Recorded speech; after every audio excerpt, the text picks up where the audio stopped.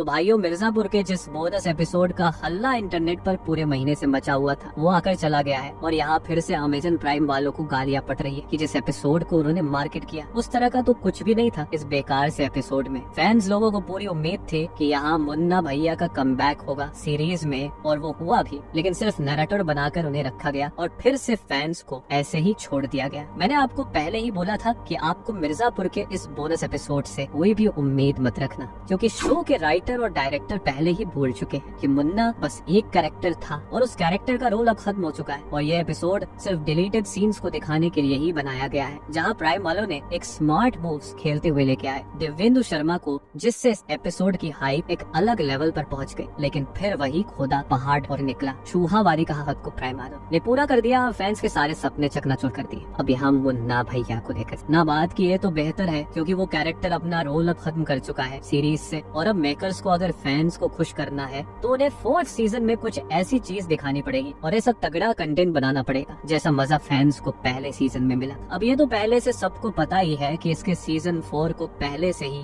Renewal कर दिया गया है और ये सीरीज का काम इतनी स्पीड से किया जा रहा है, ये अपने प्री प्रोडक्शन के स्टेज पर भी जा चुकी है। इस स्पीड का मतलब ये है कि जैसे ये सीरीज सीजन 2 और सीजन 3 में डिले झेल चुकी है, वैसे अब मेकर्स फिर से नहीं चाहते हैं कि ये डिले हो, और साथ में चलो डिले हुआ तो हुआ, लेकिन कहानी भी पिछले 2 सीजन की उतनी भी एंगेजिंग नहीं जो कि मिर्जापुर जस्टिफाई कर सके। अब दोनों सीजन के ये ऑडियंस फीडबैक प्राइम वालों तक भी पहुंचे हैं और इसी से अब मेकर्स स्टोरी में थोड़ा चेंजेस भी करेंगे जिससे शो में मजा भी आए, और ये भी रूमर है कि मेकर्स इस सीरीज को सीजन 4 में फाइनल कंक्लूजन भी देते, क्योंकि यहाँ कहानी को खींचने से बेहतर है उसे एक परफेक्ट एंड दिया जाए, और मेकर्स अगर ये करते हैं तो मिर्जापुर को नेक्स्ट सीजन में खत्म कर दिया जाएगा। बाकी साल 2025 में ये सीरीज अपने शूटिंग और पोस्ट प्रोडक्शन में ही काफी टाइम बिताने वाली है, बल्कि ये 2026 के स्टार्टिंग में भी ये सीरीज पोस्ट प्रोडक्शन के फाइनल स्टेज में ही रहने वाली, और 2026 के जुलाई तक हम लोगों को वेट करना ही होगा, यानी कि अभी भी पूरे 2 साल तक का वेट करना ही होगा। बाकी तो इस सीरीज से रिलेटेड कुछ भी नई डिटेल्स निकल कर आएगी तो मैं आप तक लेके जरूर आऊंगा।